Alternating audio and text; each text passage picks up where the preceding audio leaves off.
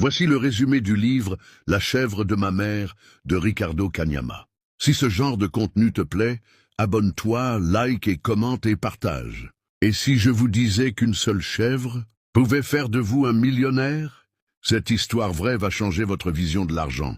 Ricardo Kanyama grandit dans l'abondance, jusqu'à la mort de son père. Selon la coutume, toute la richesse familiale est confisquée par le clan. Sa mère ne garde qu'une seule chèvre.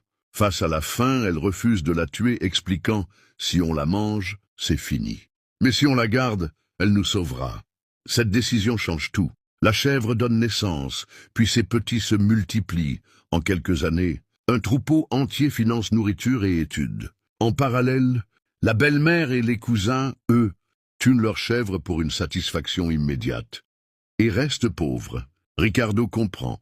Chaque billet de $50 est une chèvre. Dépenser tout pour des plaisirs immédiats, c'est tuer la chèvre. L'épargner et l'investir, c'est créer un troupeau, un capital. Il identifie 4 catégories. 1. Pauvre chronique, dépense plus qu'il ne gagne. Dette, dépendance. 2. Pauvres équilibrés, dépense tout, zéro épargne. 3. Pauvres moyens, épargne pour consommer plus tard. Voiture, maison. Mais reste pauvres. 4. Riches, mettent au moins 10% de leurs revenus dans un fonds d'investissement.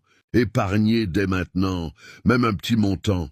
Investir pour générer des revenus passifs. Ne pas sacrifier l'avenir pour un plaisir immédiat. Comprendre la différence entre actif, chèvre, et passif, bouc. L'actif produit de la richesse, le passif la détruit. En moins de 7 ans, Ricardo est passé de $15 mois à millionnaire, sans héritage ni prêt bancaire, juste en appliquant ce principe simple. Un troupeau peut naître d'une seule chèvre.